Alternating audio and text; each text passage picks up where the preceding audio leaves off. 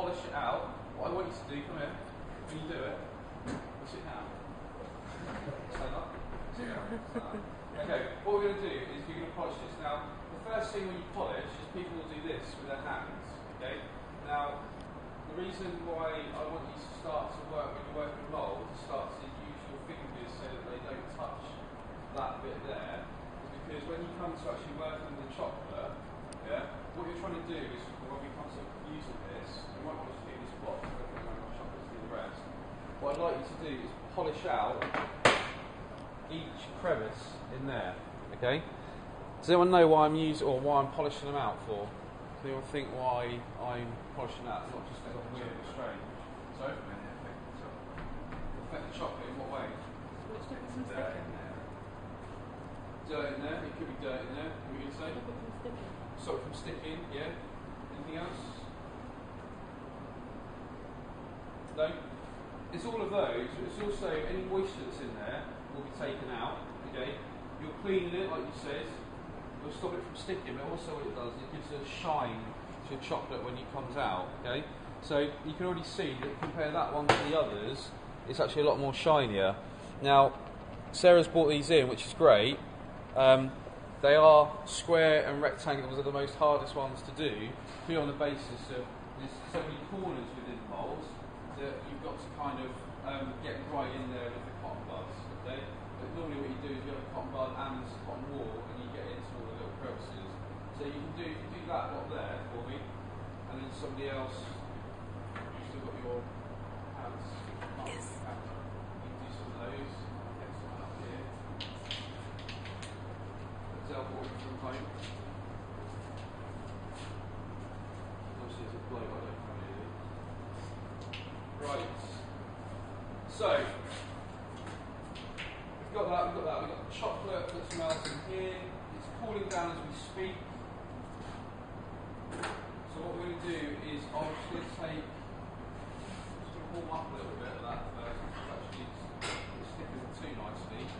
What temperatures do you need to get the chocolate to? So chocolate, as I said before, was 40 degrees it needs to melt to, then it needs to come down about 5 degrees, okay, and then it needs to be added back into, so we're going to take half the chocolate out, we're then going to add it back into the chocolate and make the whole mix so it's nice and so it's around, I would always go to about 38 degrees temporary. Okay? It does vary on the chocolate and it also varies in the climate you're in as well. Okay? I would never ever try and do chocolate work in the summer, okay, for obvious reasons. Okay, the humidity obviously plays a big part in it, and also the fact that it's hot and melts it. Going on to sugar, same thing there. If it's down like today outside, let's say it's damp outside, it tends to fluctuate with that, but sugar won't stay hard, okay? It'll be very, very soft, okay, and sticky. So, what we're going to do is we're going to take the chocolate.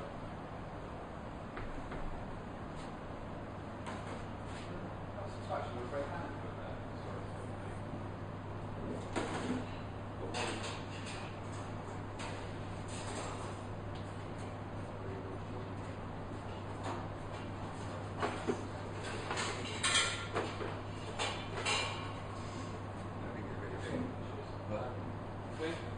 So what we're going to do is we're going to place a little bit on the table. Let's just get that on camera. Okay? And then what you normally do is you go backwards and forwards with it. Okay, and you pick it up. Now, with chocolate you've got to be very careful not to get too much air into it.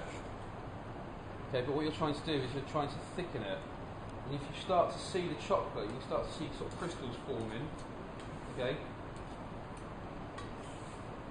And what you're trying to do is bring it in so that it's the same temperature all the way through. Now, marble, this gets done a little bit quicker than stainless steel, because obviously stainless steel keeps heating. As you well know, when you put a pan on the top of stainless steel, it's very, it stays hot, so you put your hand down on it afterwards. But you start to see how that's starting to thicken up. Yeah, you can see that? And then what we do then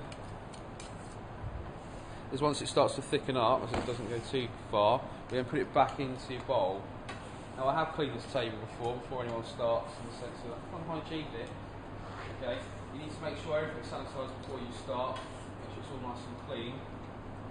Also, what you need to do is make sure that if you're using marble, you can also use a marble, a pastry scraper, a big scraper to do that in. Once you get to that stage, don't use them, use this, and then start to work it around. And you can start to see that the whole rest of that mix is now quite thick. Yeah? And then what we're going to do quickly is just give it a pound of heat over bain-marie, just to bring it back up. Just like that. Take it off. Get your cloth right at the bottom of it. Okay? And then what we're going to do is we're going to put a little bit onto the plate just to test whether that's actually working or not. And then what I'll do is just put it to the fridge very quickly. Literally it's going to be in the fridge for a couple of minutes, about a minute. We'll take it out and see if it's set up. Okay? So go and see if it's fit. Reverse the heat. Because it's gone quite thick, you need to make sure that it's workable. Okay? You need to make sure it's workable when you're touching it.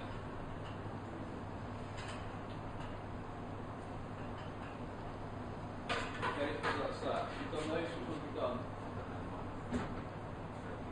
Got all of those have we done? Which ones?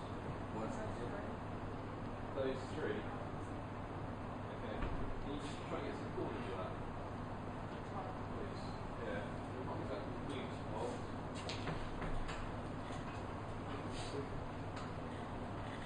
Okay, has anyone piped chocolate before? Pipes chocolate?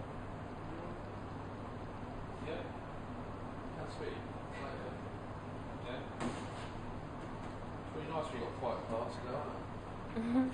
I'm sorry, I'm supposed to talk to you. Okay, so what we're going to do, we're going to check on the one that's in the fridge. Okay, so that's now set up.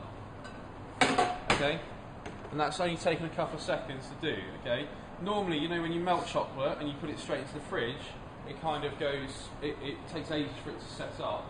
Also, the beauty of tempering chocolate is that you can touch it straight away. As in, once it's set up, you can use it, yeah? And you can touch it. You've also got to be careful where you touch it, but it's not... If you melt something, say for instance, you pipe chocolate with just melted chocolate, and then you put it into the fridge or the freezer, because it's so thin and delicate, you have to then try and not touch it because it's going to melt in your hand. With this stuff, you can actually let it set up and then you can use it. And all the fancy bits that you get where you put on acetate, so you pipe on acetate and you twist it, and then it makes a shape, and it's got a nice shine to it and everything, that's because you can reuse it and you can touch it. Okay? That makes sense to everybody. Okay? So what we're going to do now, we're going to do two things. One, we're going to start off with these. Now I've done the same process you've done there, okay? And the way you do this is you brush the first layer into the moulds, okay? Now you can use a brush. I prefer to use my finger because I know where I'm going with it. With a brush, you've obviously got the brush lines going in there, and also it tends to be that you end up getting like little feathers of the brush into it. And then what we do is we let that set up first, okay? So you do that, so you get every little nook and cranny in the moulds, like so. You should be able to look at it and see that I've probably not got everything. So then you go back over, do that. And then what we do is we take some of your chocolate, this is where you need 3 pairs of hands. You then fill this up.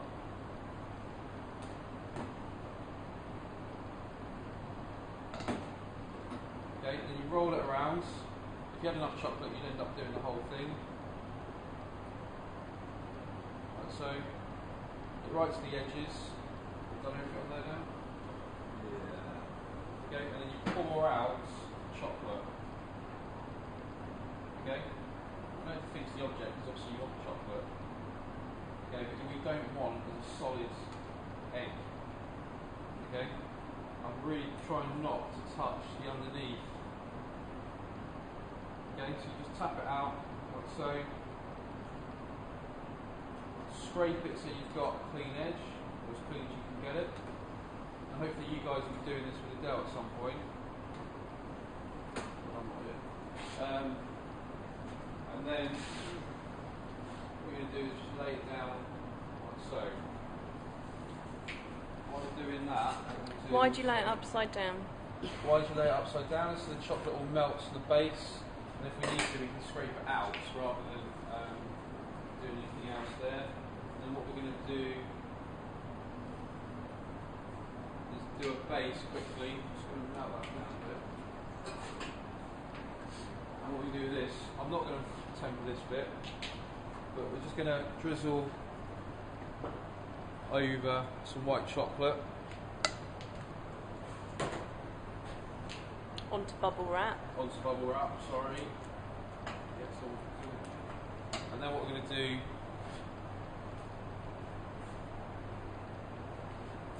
is we're then going to pour some of this over the top.